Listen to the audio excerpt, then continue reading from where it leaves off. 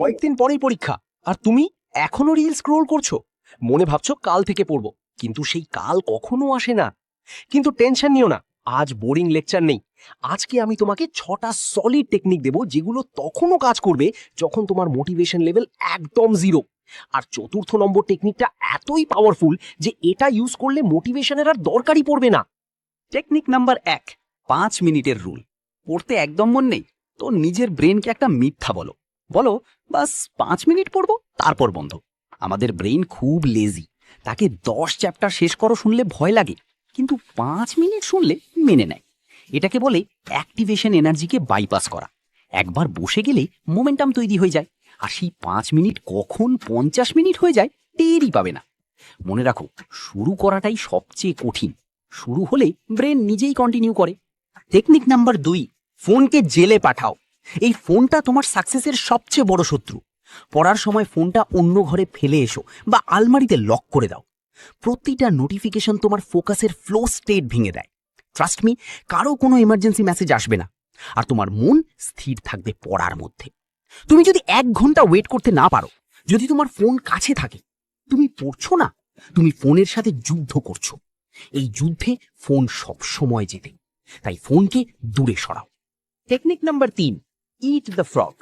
আমরা সাধারণত কি করি, যে সাবজেক্ট সহজ সেটা দিয়ে শুরু করি, কিন্তু মাথায় সেই কঠিন সাবজেক্টের ভূত ঘুরতে থাকে, ফলে সহজটাও ঠিক মতো হয় না। সকালে আমাদের উইল পাওয়ার ফুল থাকে, যে টপিক সবচেয়ে বেশি ভয় দেখাচ্ছে সেটাকে সবার আগে ধরো। একবার কঠিন কাজ শেষ করলে বাকি পুরো দিন কনফিডেন্স এমন বাড়বে যেন শেয়ার মার্কেটে ব্লাস্ট হয়েছে। মর্নিং হলো তোমার পাওয়ার আওয়ার, এটা ওয়েস্ট করো না। টেকনিক নাম্বার 4, বড় লক্ষ্যকে ভেঙে ফেলো।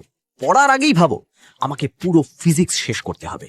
ভাই, এই কথা শুনে আইনস্টাইনের নিজেরই কান্না পাবে। এর বদলে বলো আমাকে শুধুই একটা নিউমারিক্যাল সলভ করতে হবে।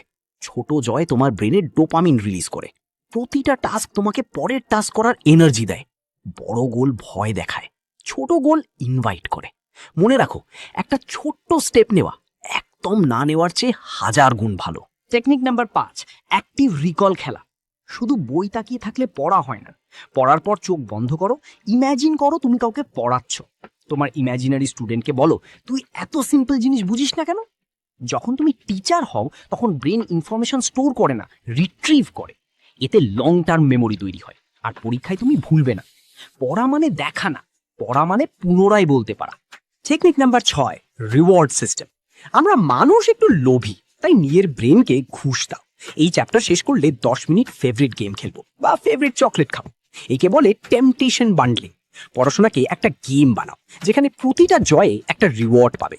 কিন্তু মনে রাখো, রিওয়ার্ড সব সময় কাজের পরে, আগে নয়। ব্রেনকে শেখাও জিতলে প্রাইজ পাবে, হার মানলে কিচ্ছু নেই। শেষ কথা মনে রাখো, দুনিয়ার সবচেয়ে সাকসেসফুল মানুষেরা তারা নয় যারা সব সময় মোটিভেটেড থাকে, তারা হলো যারা মোটিভেটেড না থাকলেও কাজ করে। মোটিভেশনের জন্য ওয়েট করো না, শুরু করো এক্ষুনি, এই মুহূর্তে। ওঠো, 1 গ্লাস পানি খাও, আর তোমার বইয়ের প্রথম পৃষ্ঠা খোলো। তুমি কি আজকের জন্য সবচেয়ে ছোট টার্গেট সেট করেছো? যদি হ্যাঁ, তাহলে কমেন্টে লেখো কোন টপিক তুমি আজকের সেশনে শেষ করবে। দেখি কতজন সত্যিই শুরু করতে যাচ্ছে। আর যদি এই ভিডিওটা কাজে লাগে তাহলে অবশ্যই ভিডিওটি লাইক করো, আর এটা শেয়ার করো সেই বন্ধুর সাথে যে সবসময় কাল থেকে বলে। দেখা হবে পরের ভিডিওতে।